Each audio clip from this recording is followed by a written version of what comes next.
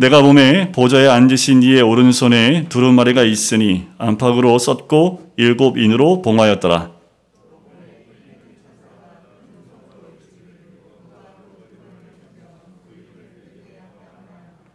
하늘 위에나 땅 위에나 땅 아래에 능히 그 두루마리를 펴거나 보거나 할 자가 없더라.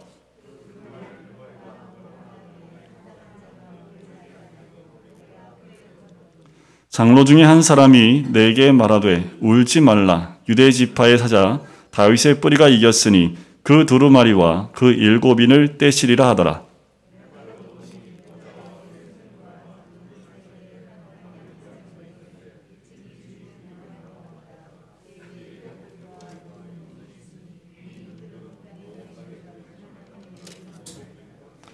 같이 읽겠습니다. 그 어린 양이 나와서 보좌에 앉으신 이의 오른손에서 두루마리를 취하시니라.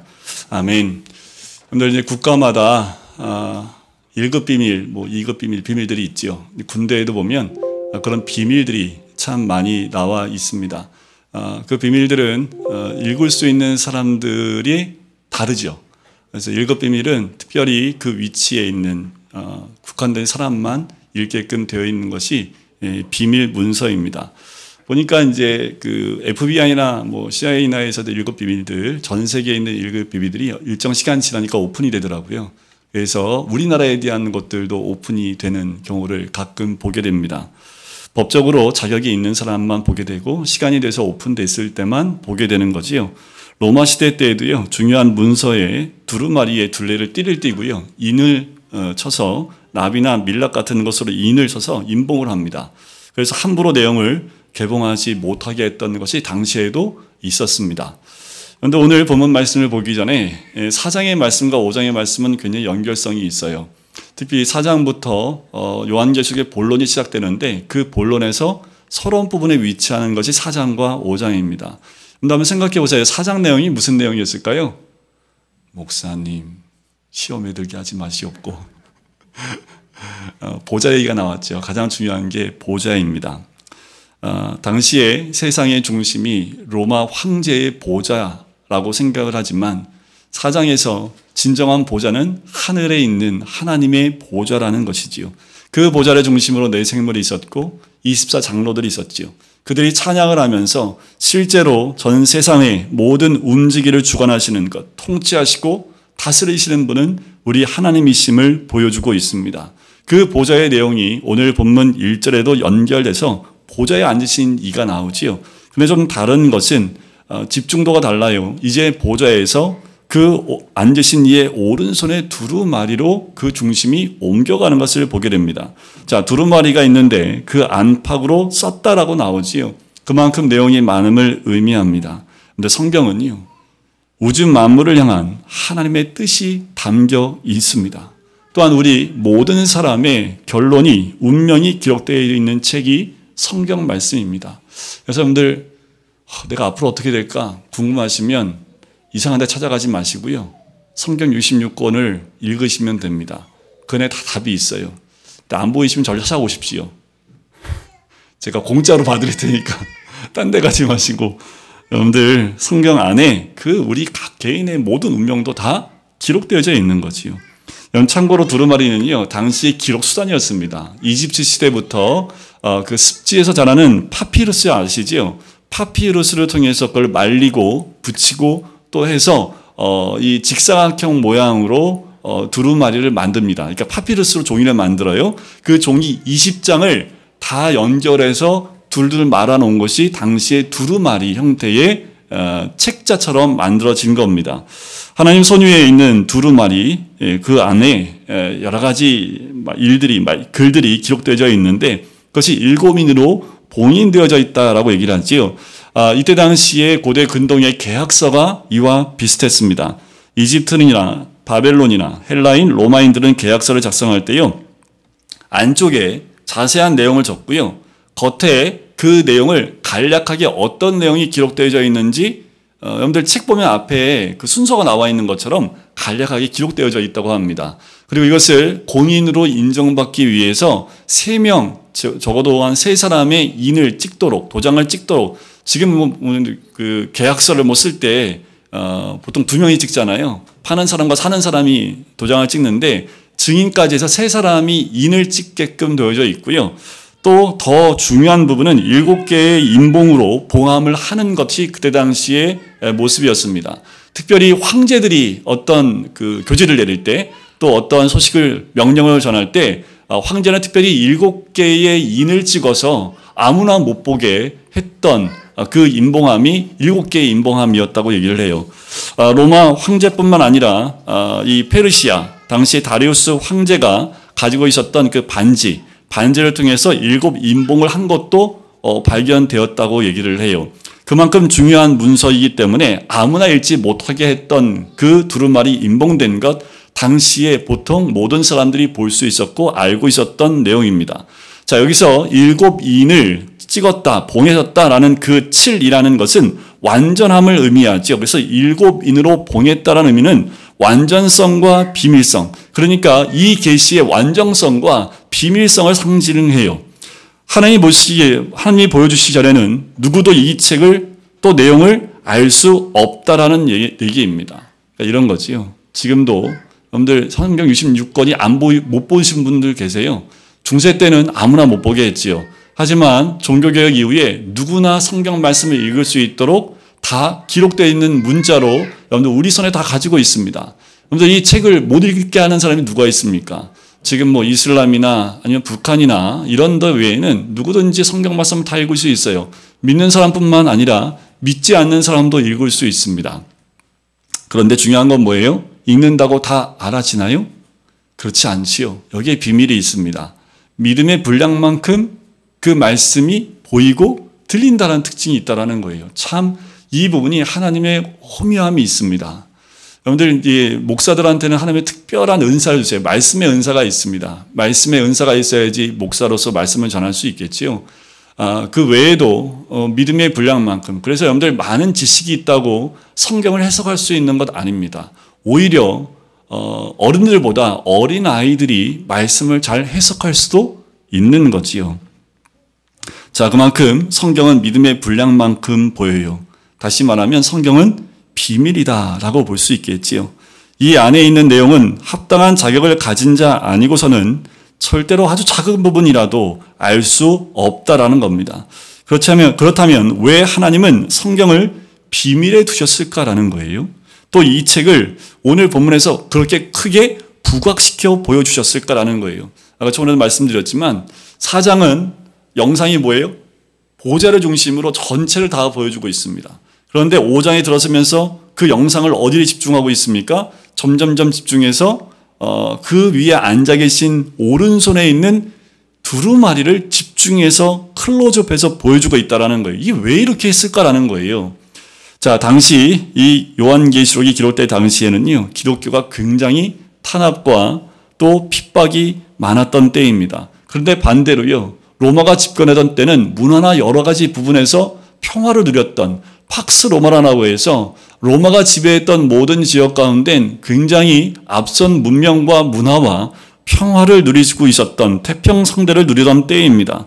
그와 반면에 그리스도인들은 박해를 받고 죽임을 받고 또 사자의 밥이 되어 죽어가는 때가 이때이기도 하지요.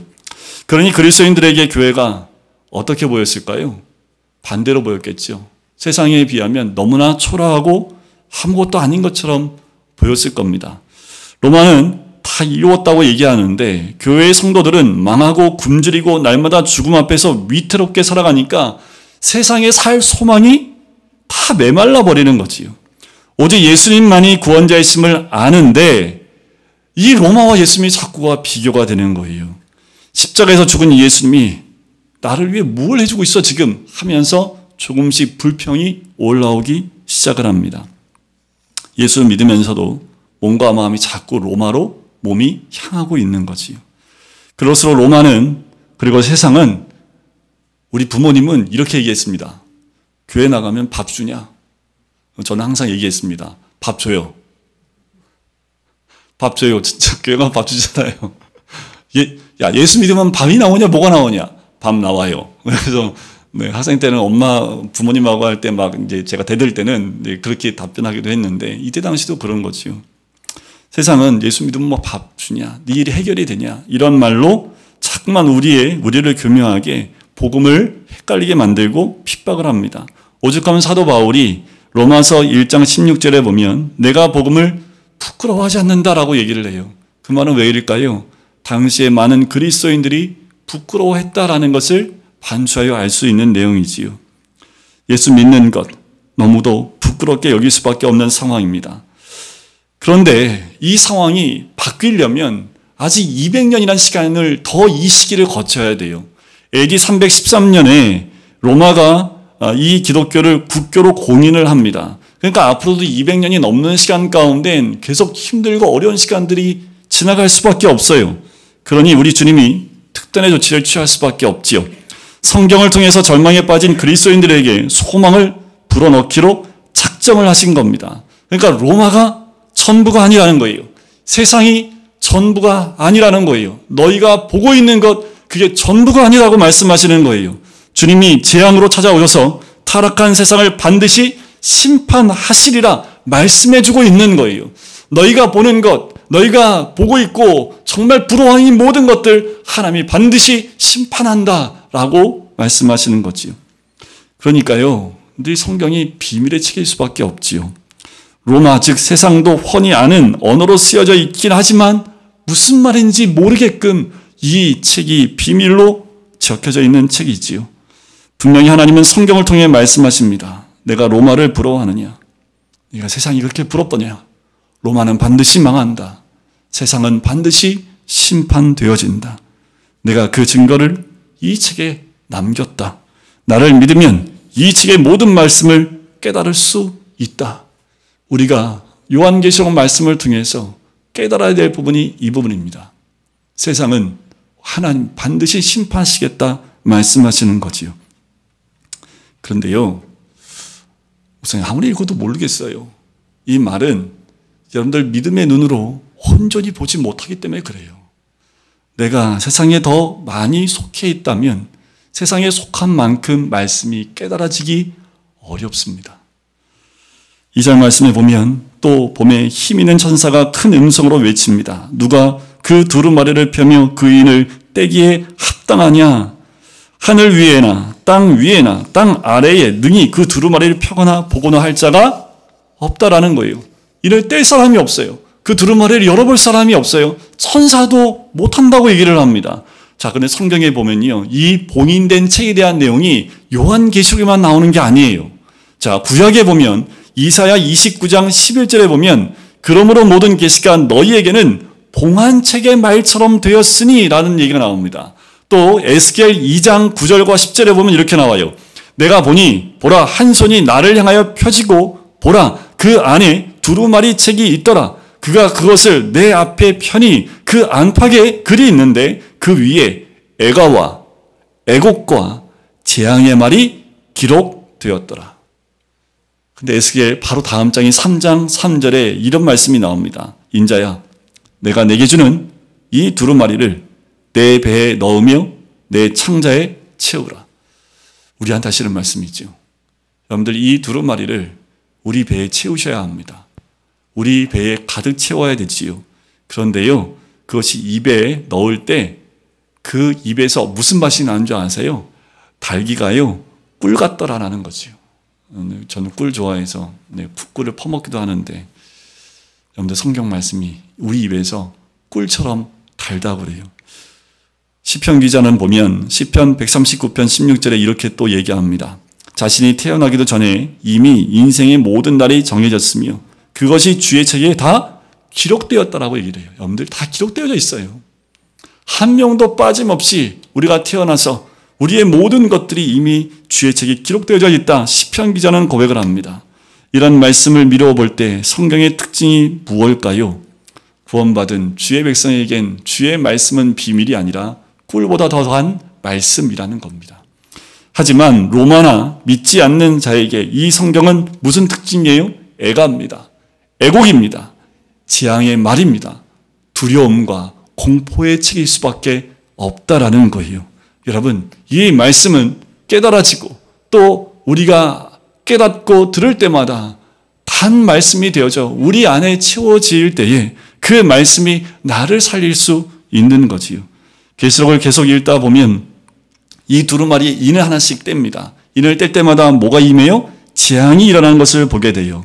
믿음 없는 사람한테는 무서운 일입니다. 하지만 우리에게는요, 그것이 하나님의 사랑으로 보여집니다. 왜일까요? 돌아오라는 애타는 하나님의 음성이기 때문에 그래요. 오늘 어떤 자연재해나 전염병, 어떤 전쟁을 겪어도요, 우리 믿는 자의 태도는 하나님이 돌아오라고 하시는 사인이구나. 여러분들 이번 코로나 2년을 겪으면서 많은 목사님들과 많은 신학자들이 이구동성으로 얘기하는 것, 공통된 것 하나입니다. 뭐냐면 하나님의 사인이라는 거지요. 마지막 때에 주님이 부르시는 사인이라는 거예요. 이 사인을 깨닫지 못하면 안 된다라는 거지요. 어떤 유명인은 또 얘기하더라고요. 또 다른 팬데믹이 곧 올 거다라고 얘기를 해요. 뭐 예언처럼 얘기하는데 저도 이해할 수 있습니다. 뭐 코로나가 끝나겠어요? 이 끝나고 나면 또 다른 게 안 오겠어요? 여러분들 또 와요. 그 모든 것들은 곧 뭐예요? 우리가 느껴야 될, 우리가 알아야 될 것은 그 팬데믹의 공포 가운데 있는 것이 아니라 하나님이 부르시는 음성으로 들으셔야 된다라는 겁니다. 여러분들 이번 코로나를 통해서 유럽에 있는 교회들이 점점 부흥하고 있다는 소식이 들립니다. 유럽 교회는 젊은 사람이 단 한 명도 없습니다. 제가 한 15년 전에 유럽에 갔을 때도요, 한번 그 수요 예배 때 한번 가봤는데요. 그 넓은 곳에 20명이 앉아 있는데 강대상 위에 다 올라가 앉아 있습니다. 사람이 없으니까 말씀 전하시는 목사님 주변에 의자 갖다 놓고 그 위에 한 20여 명도 안 되는 할머니, 할아버지들이 이렇게 옹기종기 앉아서 말씀을 듣고 있어요. 그런데 이번 이 코로나 때문에 유럽에 굉장히 많은 사람들이 죽었잖아요. 그 죽음을 목도한 유럽의 젊은 사람들이 교회로 돌아오기 시작한다라는 겁니다. 여러분들 이 죽음이라는 것은 하나님을 볼 수밖에 없게 하는 거예요. 죽음은 우리로 하여금 잠자는 영혼을 깨우게 하고 하나님의 부르심의 역사를 경험하게 하는 거지요. 젊은 사람들이 복음의 눈을 뜨기 시작했다는 소식이 들려옵니다. 그런데 중요한 건 뭐예요? 인을 뗄 자가 없다고 오늘 본문 말씀에 나오지요. 세상은 반드시 망하는데 망한다고 제대로 알려줄 자가 없다라는 거지요. 4절에 보니까 합당한 자가 안 보여요. 그래서 사도 요한이 어떻게 해요? 내가 크게 울었다라고 얘기합니다. 요한이 왜 울었어요? 두루마리, 그 7인 봉되어진 그 두루마리를 10사람이 없어서 울어요.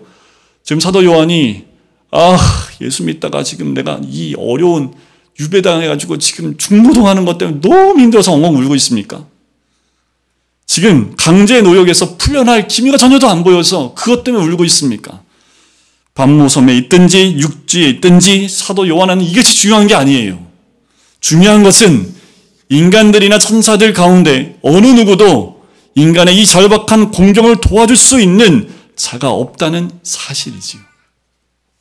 요한은 그 음성을, 이 책을 어떻게 하면 사람들이 읽고 듣고 깨닫게 할 수 있을까 고민하는데 그럴 만한 사람이 없어서 크게 울 수밖에 없는 거예요. 누구도 들을 수 없고 들으려 하지도 않는 거지요. 이 시대와 다를 게 없지요. 소아시아 7교회 그 누가 깨달을 수 있겠습니까? 예수님이 나를 위해 뭘 해줄 수 있는데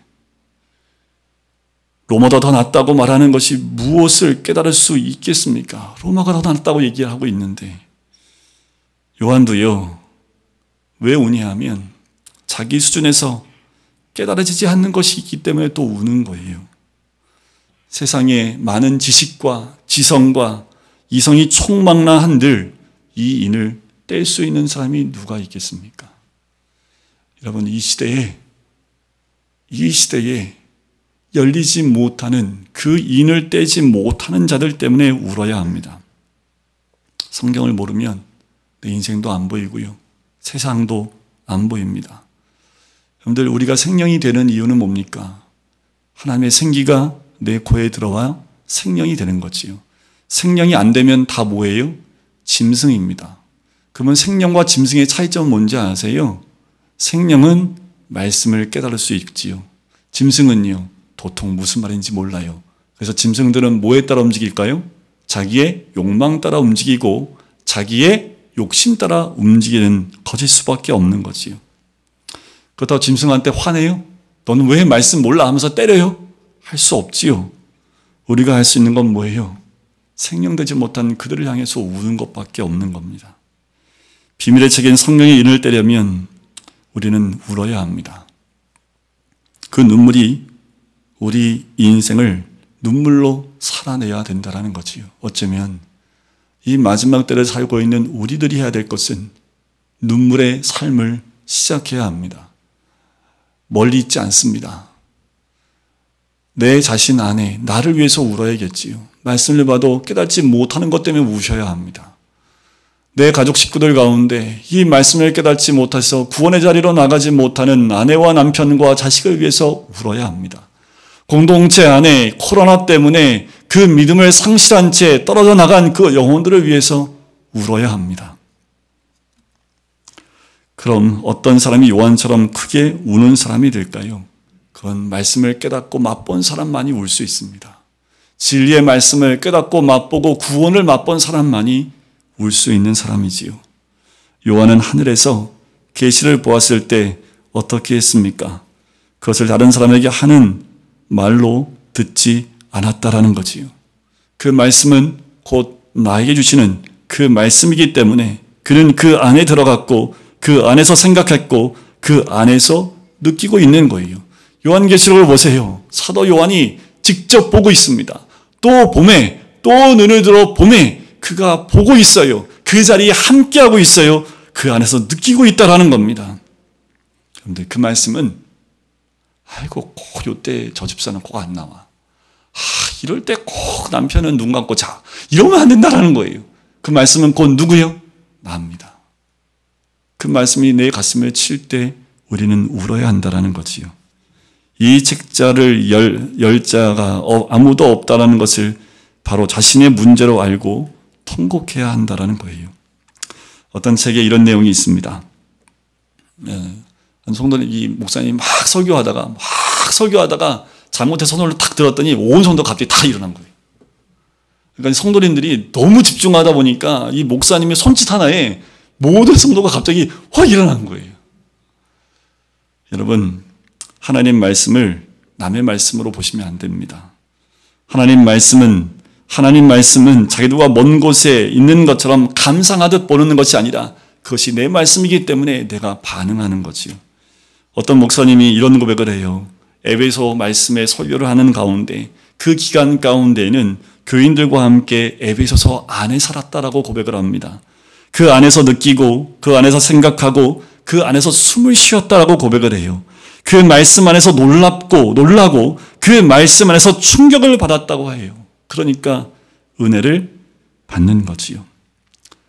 요한이 우는 것, 다른 사람이 우는 것 아닙니다. 사도 요한이 우는 건 곧 내가 울어야 되는 거지요. 남의 일이 아닙니다. 여러분들 사도 요한이 그 우는 것은 다른 사람의 이야기가 아니라 곧 내가 울어야 돼요. 나를 위해서 울고 내 가족을 위해서 울고 내 공동체를 위해서 울고 이 나라와 민족을 위해서 울어야 될 때입니다. 우리 장로님이 기도해 주셨지만 대통령 선거가 뭐길래 나라가 이렇게 분열됩니까? 하나가 되기 위해서 리더를 뽑는데 하나가 아니라 이렇게 분열되어 있는 남북으로 분열된 거 하나만으로도 힘든데 동서가 분열되고 사상으로 분열되고 나이로 분열되어 있는 이 분열됨을 어떻게 하면 하나로 만들 수 있습니까? 여러분들 울어야 합니다.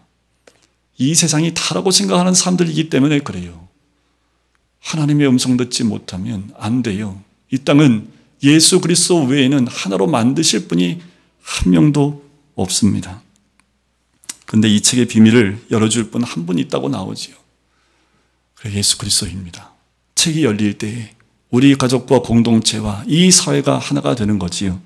우리가 바라봐야 될 분은 예수 그리스도 한 분밖에 없습니다. 나는 아무것도 할 수 없고 오직 예수님만이 인을 뗄 수 있기에 전적으로 무능한 나 자신에 애통하고 오직 예수 그리스도를 바라보는 것이요. 오늘 본문에 우리 예수님에 대해서 두 가지로 표현합니다. 첫 번째는 유대 지파의 사자, 곧 다윗의 뿌리가 되시는 분이다 라고 5절에 이야기를 하지요. 그 두루마리와 그 인을 떼시리라 하더라 라고 나옵니다. 24장로 가운데 한 사람이 울고 있는 요한을 위로해요. 그러면서 이렇게 얘기합니다. 그 책을 열 수 있는 위대한 이가 있으니 그는 이기는 자요 모든 회방과 방해를 물리치는 큰 능력을 가진 이시다. 그가 누굽니까? 유대 지파의 사자입니다. 정확히 말하면 유대 지파로부터 난 사자이지요. 이 사자가 상징하는 게 뭘까요? 왕권을 상징합니다. 이 사자는 처음 나온 게 아니라 야곱의 축복이 나오는 창세기 49장에 유다를 축복할 때 나왔던 메시지에 이미 나와 있습니다. 창세기 49장 9절과 10절에 보면 유다는 사자 새끼로다 하면서 그 뒤에 이렇게 나와요. 주가 유다를 떠나지 아니하며 통치자의 지팡이가 그 발 사이에서 떠나지 아니하기를 실로가 오시기까지 이르리니 그에게 모든 백성이 복종하리로다.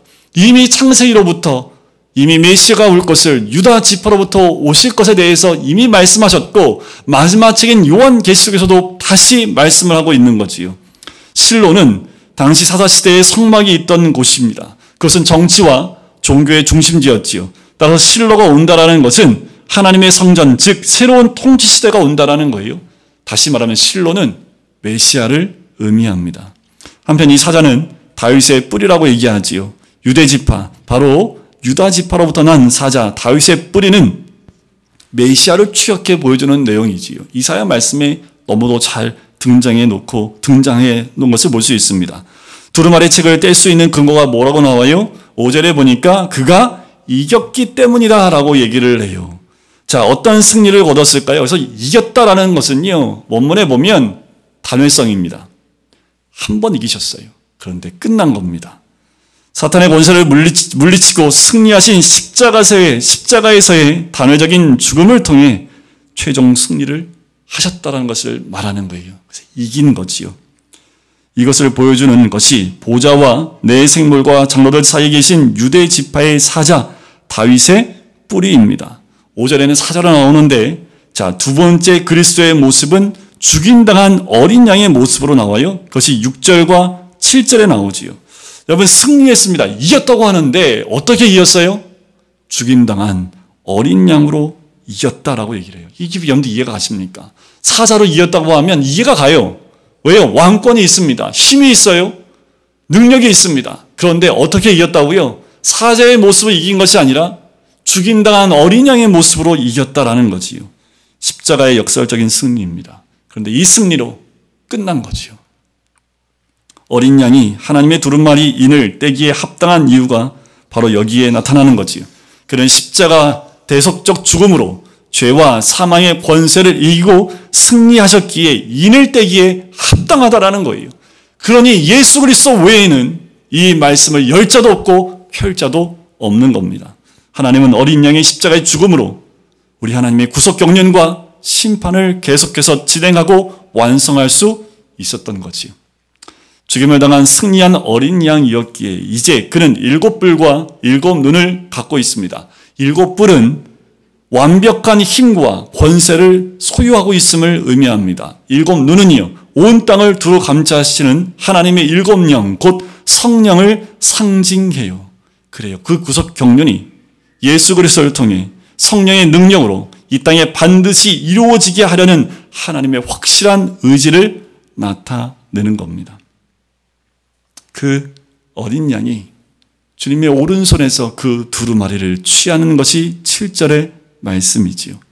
예수 그리스도가 하나님의 두루마리를 취할 수 있었던 이유, 바로 죽음으로 죄와 사탄의 세력을 이긴 유일한 분이었기 때문입니다. 이걸 꼭 아셔야 되고 믿어야 될 부분이 이 부분입니다. 우리에게 그 말씀이 열릴 수 있는 것은 바로 이 승리를 하신 어린 양의 예수 그리스도, 죽음으로 승리하신 그 어린 양만이 우리의 눈을 열 수 있고 우리의 그 두루마리를 열 수 있는 거지요. 그분의 죽음은 온 세상을 뒤엎을 어마어마한 승리를 가져왔고 마침내 하나님의 종말적 구속 경륜을 떼기에 합당한 자격을 부여받은 거지요. 여러분들 사도 요한이요, 이 어린 양의 환상을 볼 때 어땠을까요? 사도 요한은 예수님과 함께 동행하면서 골고다 언덕에서 십자가에 죽으신 예수님을 직접 목도했던 사람이 사도 요한입니다. 그런데 유대인이 원했던 그리스도는 뭐였습니까? 메시아는 뭐였어요? 사자였습니다. 사자의 힘과 권능을 가지고 온 메시아를 원했지만 예수님은요, 그걸 원치 않았지요. 어린 양의 모습입니다. 6월절 어린 양의 모습으로 와요. 그러니까 유대인들이 어떻게 해요? 인정할 수 없지요. 그래서 십자가에 죽인 겁니다. 여러분, 이 요한이 이 죽임당한 어린 양의 환상을 보고 그 심정이 어땠을까요? 요한계시록에 기록되어 있는 모든 환상과 모든 계시의 말씀 가운데 가장 으뜸은 이 죽임당한 어린 양의 환상이 아닐까요? 우리 주님은 죽은 예수님이 아닙니다. 지금도 살아서 역사하시는 예수 그리스도인 줄 믿습니다. 지금도 우리 가운데 인을 떼시고 말씀을 열어 보이시는 우리 주님인 줄 믿습니다. 용감한 유대 지파의 사자 다윗의 뿌리가 우리를 위해 어린 양의 모습으로 오셔서 자기 몸을 십자가에 드림으로 화목제물로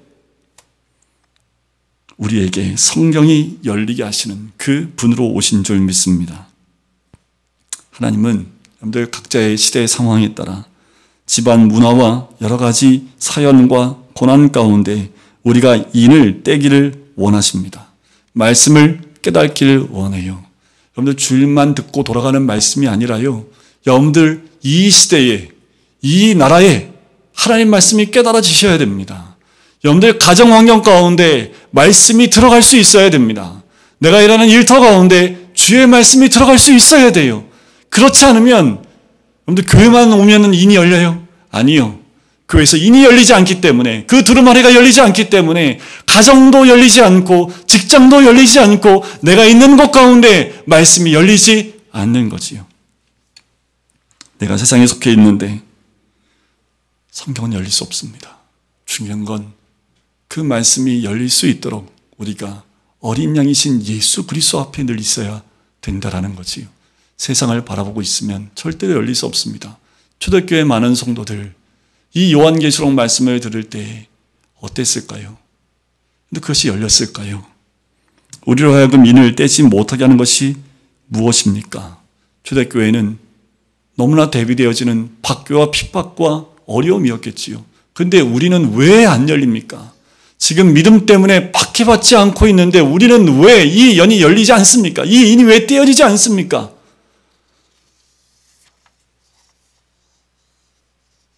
우리는 그 인이 열리지 않는 것 때문에 우셔야 합니다. 세상을 향하여 울어야 되고 다시 말씀드리지만 사도 요한처럼 사도 요한은 왜 몰랐을까요? 알지요. 그런데 이 초대교회 성도들이 그 인을 떼지 못하니 마음이 무너지는 그 가슴으로 우는 거지요. 말씀을 깨닫지 못하는 나 때문에 울어야 합니다. 내가 평생 예수를 믿었는데 내 남편은, 내 아내는, 내 자녀들은 말씀을 깨닫지 못하는가? 인을 떼지 못하는 식구들을 위해서 또 울어야 합니다. 내가 가르친다고 그들이 주께로 돌아오겠습니까? 매를 든다고 그들이 주께로 돌아오겠습니까? 아니요. 울어야 합니다. 구원을 위해 통하는 것이 인봉이 열리는 인생의 결론입니다. 그런데 지금은 그 어느 때보다 울어야 될 때입니다. 닫혀있는 우리의 가슴을 위해서 울어야 됩니다. 여러분들 가슴을 닫지 마세요. 코로나 때문에 너무나 많은 영혼들의 가슴이 닫혀 있습니다. 왜 교회를 향해서 손가락질을 합니까? 세상이 손가락질하는 것은 다 받을 수 있습니다. 그런데 예수 믿는 사람들이 손가락질을 해요. 아니요. 손가락질할 것이 아니라 가슴에 부여안고 울어야지요. 교회가 교회를 비방하는 것이 아니라 교회에 대해서 손가락질하는 것이 아니라 오히려 그 환경을 보며 가슴을 치고 울어야 될 때가 바로 지금입니다. 여러분들 지금 안 울면 이보다 더 큰 일로 인해서 우리가 울 수밖에 없어요. 성경책은 비밀의 책이지요. 우리도 요한처럼 이 책을 열 자가 없어서 울어야 합니다. 그래서 이번 한 주간 동안 많이 우셔야 돼요. 하나님 말씀을 깨닫게 해주십시오. 이 말씀에 닫힌 것을 보고 우셔야 합니다. 그래서 여러분들 우리의 마음의 문이 열리고 여러분들 가정의 문이 열리고 우리 자녀의 가슴이 열리고 남편과 아내의 문이 열리고 또 내가 일하는 일터에 그 봄의 문이 열려서 그들에게 이 말씀이 깨달아지고 복음이 들어갈 수 있도록 그 우는 자리에 있는 것이 여러분들 우리 모두의 사명입니다. 근데 큰 거 아니에요. 그냥 우세요. 가슴을 치며 우세요. 가족을, 식구를 위해서 우세요. 이 나라와 민족을 위해서 울어야 할 때이지 바타바타 따지고 또 그것을 나눌 때가 아닙니다. 이 말씀을 준비하면서 참 회개가 많이 돼요. 저 또한 울지 않았기 때문입니다. 여러분, 코로나 이제 기지개 필 때 됐다고 말씀을 드렸지요. 이미 여기에 있는 분들은 이미 기지개를 다 펴셨고 준비하고 있는 분들인 줄 믿습니다. 하지만 보이지 않는 분들 가운데 아직 그분들을 위해서 우리가 울지 못하기 때문에 그들의 회복이 더뎌지는 것일 수 있습니다. 그런데 우리 모두 우는 심정이 되어져 사도 요한처럼 그 인을 떼어질 수 있도록 주님 앞에 나가는 우리 모든 성도님 되시기를 주의 이름으로 간절히 축원드립니다. 유대 지파의 사자로 다윗의 뿌리 가운데 오신 예수 그리스도, 어린 양, 죽임당한 어린 양을 통하여 이 땅의 모든 어둠과 죽음을 이기시고 승리를 선포하시는 주님, 우리가 그 주님을 통하여 묶여있는 인봉되어 있는 말씀이 열리며 그 두루마리가 열릴 때에 하나님의 그 크신 은혜를 함께 나누는 것처럼 아버지 하나님, 사도 요한의 그 울음이 우리의 울음이 되게 하여 주셔서 우리가 주님 앞에 무릎 꿇을 때에 세상이 아닌 주님 안에서 진정한 은혜와 그 승리를 경험할 수 있는 우리가 될 수 있도록 주여 축복하시고 인도하여 주시옵소서. 우리 가족이 또 우리 공동체가 우리의 눈물로 인하여 회복되어지는 하나님의 은혜를 누릴 수 있도록 축복하시고 인도하여 주시옵소서. 감사드리며 예수 그리스도의 이름으로 기도드립니다. 아멘.